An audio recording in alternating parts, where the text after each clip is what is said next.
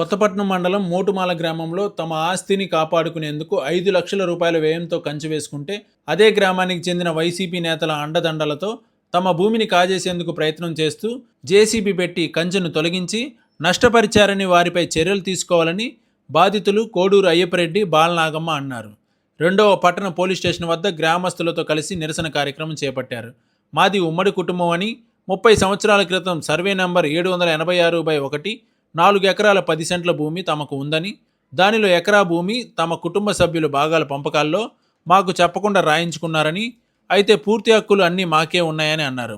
ప్రభుత్వం రిజర్వ్ చేసిన క్రమంలో తమ ఆస్తి మొత్తం తమ పేరు మీద ఉండడంతో గ్రామ మాజీ సర్పంచి వైసీపీ నేత పురిని గోపి తన అనుచరులతో కలిసి తమను ఇబ్బంది పెడుతున్నారని, మాకు వారి నుండి ప్రాణహాని ఉందని అన్నారు. ఈ విషయంపై పోలీసులు కూడా ఫిర్యాదు చేశామని తెలిపారు.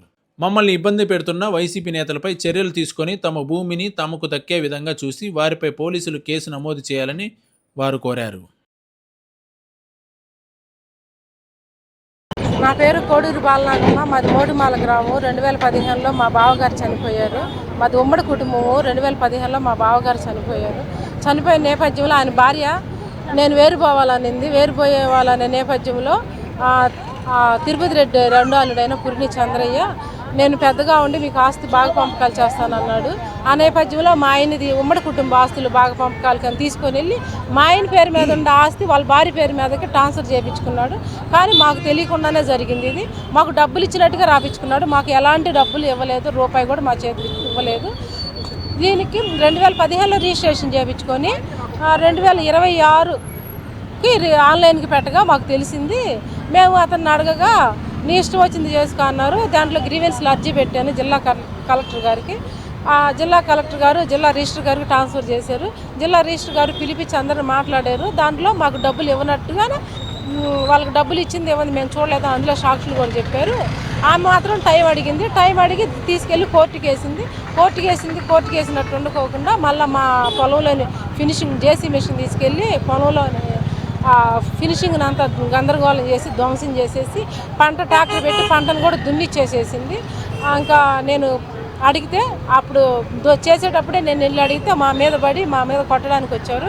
ఈ కొట్టిన దాంట్లో కూడా Purini Chandraiah, Purini Jyothi, Purini Koduru Sujathamma, Koduru Balayesu, Purini Sivaiah, Purini Shankar, JC machine driver Vasu, JC machine owner Vasu, driver Tirupati, వీళ్ళందరూ ఉన్నారు.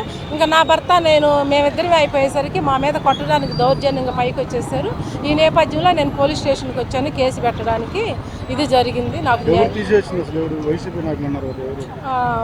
వైసీపీ ప్రెసిడెంట్ మాజీ సర్పంచ్ గోపి, కోడూరు గోపి,